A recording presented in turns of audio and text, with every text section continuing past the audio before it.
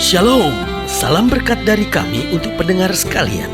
Saat ini pendengar akan diberkati dengan program Hari Ini Harinya Tuhan bagian yang ke-8.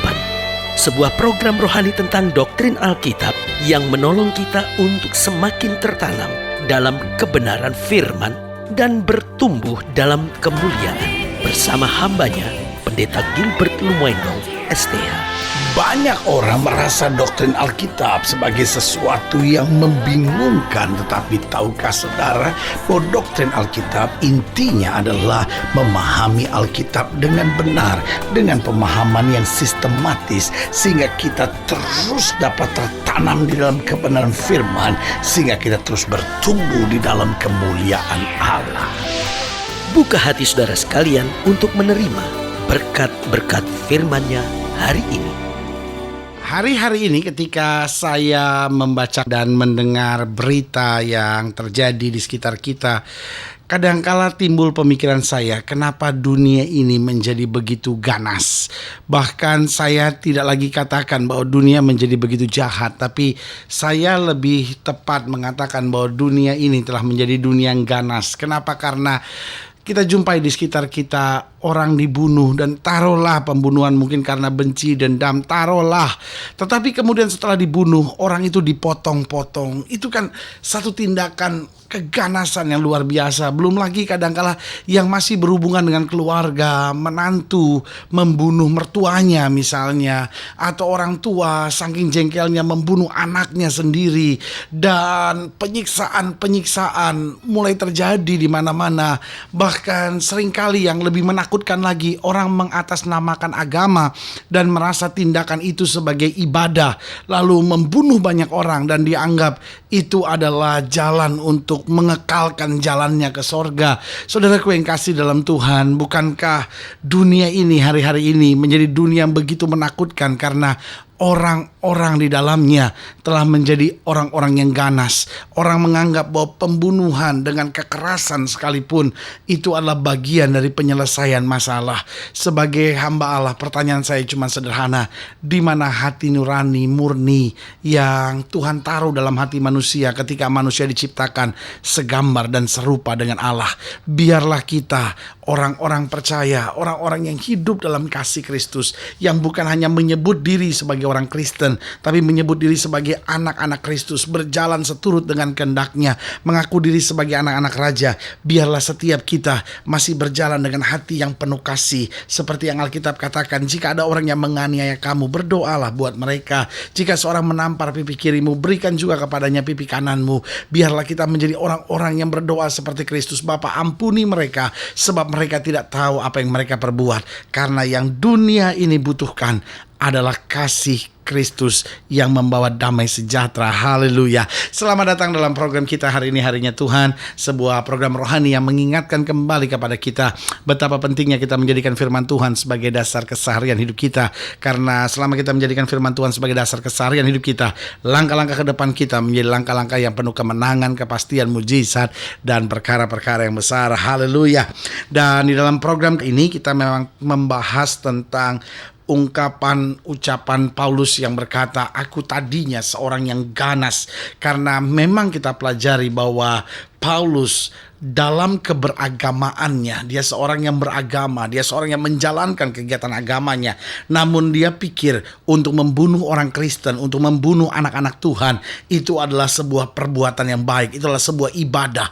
Karena itu dia bunuh, dia hancurkan, dia serang rumah-rumah ibadah. Dan saudaraku yang kasih dalam Tuhan, kemudian Kristus menyelamatkan dia, dan akhirnya dia sadar hanya setanlah yang telah menipu dia, sehingga dia bukan pakai istilah orang jahat, dia pakai istilah orang ganas. Dan saudaraku yang kasih dalam Tuhan, saya khawatir hari-hari ini banyak suami-suami ganas yang menyiksa istrinya hanya karena mungkin kesalahan-kesalahan sederhana. Ada banyak istri-istri yang ganas yang berpikir, bagaimana saya bunuh suami saya, bagaimana saya racunin suami saya. Saudaraku yang kasih dalam Tuhan, ingat kita masih punya Tuhan. Kadangkala badai berat memang kita hadapi dalam hidup kita, tetapi kasih selalu bisa menyelesaikan, kasih selalu bisa menenteramkan, kasih selalu menuntun kita untuk melihat jalan keluar. Haleluya. Nah, pembahasan kita dalam program ini dari 1 Timotius 1 ayat yang ke-12 sampai ayat yang ke-17. Demikian firman Tuhan.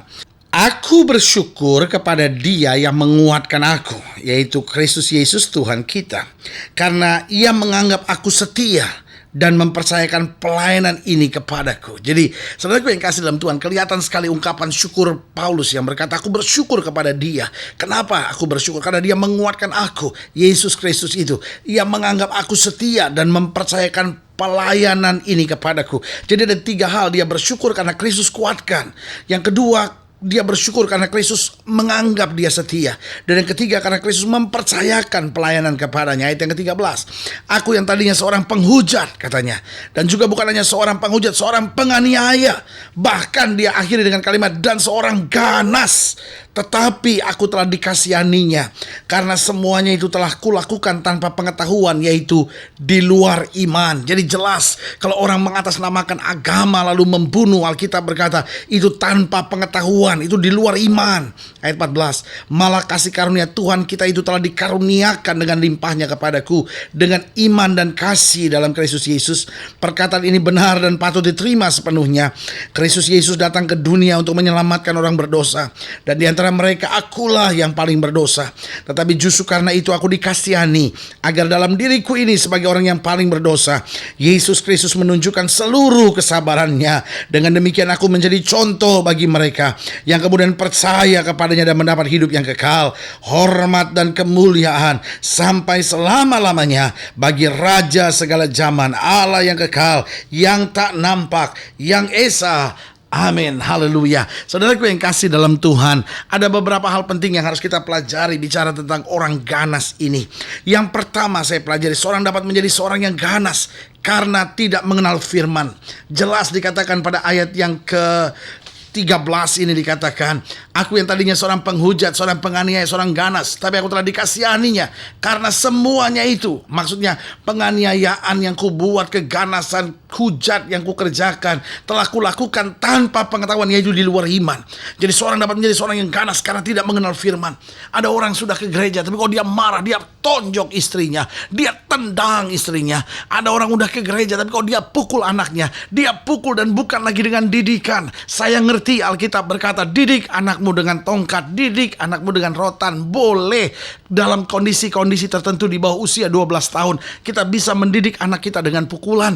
Tapi saudaraku yang kasih dalam Tuhan, itu pun kalau memang sudah di luar batas, setelah kita sudah menasehatinya, setelah kita sudah memperhatikannya. Banyak anak nakal seringkali bukan karena anaknya nakal, tapi karena dia tidak mendapat perhatian yang khusus, sehingga anak ini sedang mau mencari perhatian dengan kenakalannya, sehingga jangan mudah untuk memukul. Tapi saudaraku yang kasih dalam Tuhan, ada banyak orang seringkali bukan pukul anaknya, dia siksa anaknya. Dan penyiksaan bukan sebuah pendidikan. Saudaraku yang kasih dalam Tuhan, ini saatnya kita cabut keluar kekerasan dalam keluarga kita. Betul, anak kita perlu ditegur, betul anak kita perlu dididik, tetapi seringkali kita bukan menegur dan mendidik, kita memaki dan membentaknya. Kita tidak lagi memberi semangat dan pendidikan baginya, tapi kita menghancurkan pribadinya sambil menjatuhkan kepribadiannya. Saudaraku yang kekasih dalam Tuhan, seorang dapat menjadi seorang yang ganas karena tidak mengenal firman.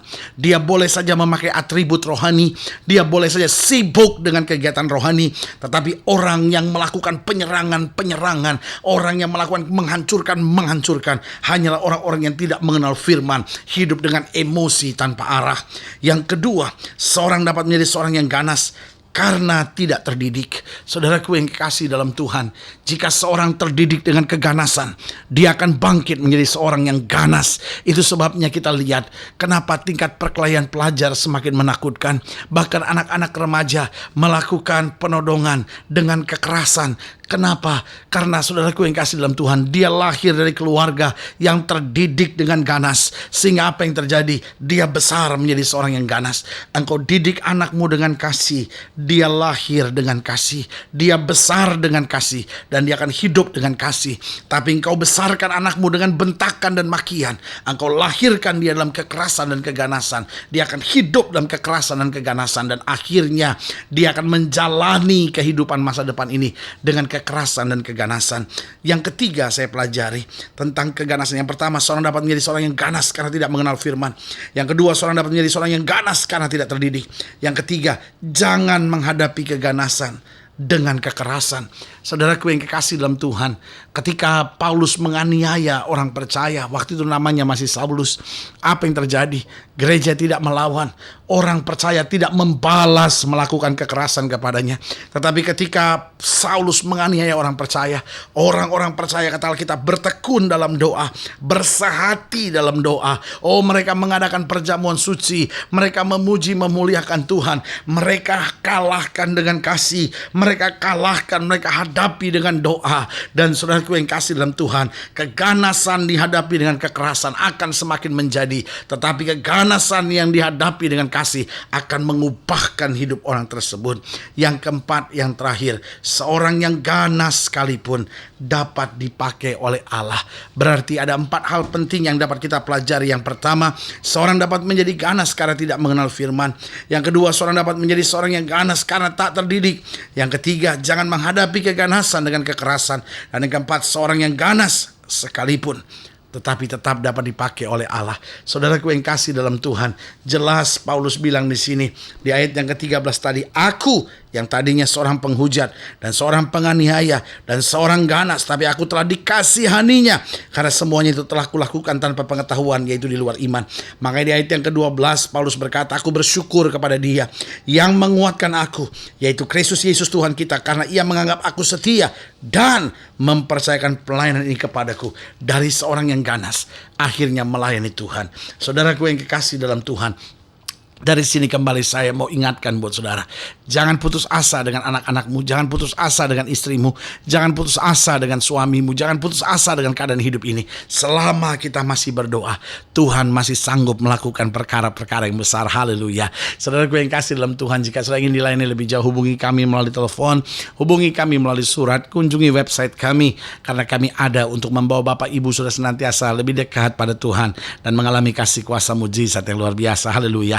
Secara khusus melalui program ini saya juga mau berdoa untuk setiap pendengar sekalian, saudara-saudara yang mau didoakan karena mungkin sudah menghadapi kekerasan, keganasan suami, atau mungkin anak-anak, atau mungkin istri, atau mungkin lingkungan saudara, lalu saudara ingin didoakan, atau mungkin saudara seorang yang selama ini ganas, gak peduli, hidup dengan kekerasan, lalu saudara butuh kasih Allah. Saudara boleh taruh tangan kanan saudara di dada dan kita doa. Bapa, dalam nama Yesus, hamba doa buat setiap pendengar sekalian, khususnya mereka yang mungkin selama ini jadi suami yang ganas, jadi istri yang ganas, menjadi anak-anak muda yang hidup dalam kekerasan, keganasan.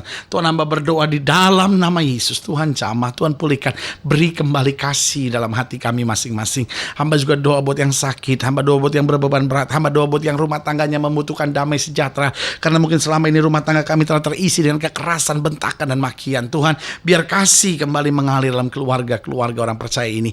Hamba berdoa di dalam nama Yesus, Tuhan jamah, Tuhan pulihkan, sehingga hari ini kembali menjadi hari berkat, hari kemenangan, hari sukacita yang Bapa kerjakan buat kami. Di dalam nama Yesus kami berdoa. Haleluya.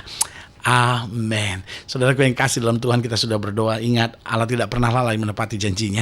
Inilah saatnya buat kita untuk bangkit bersemangat, bersukacita dalam menghadapi segala perkara, karena kita tahu Yesus adalah Tuhan kekuatan kita, juru selamat, kota benteng kita yang tidak akan pernah mengecewakan kita. Doa saya menyertai saudara. Sampai berjumpa pada program berikut, dan jangan lupa jadikan hari ini harinya Tuhan. Haleluya.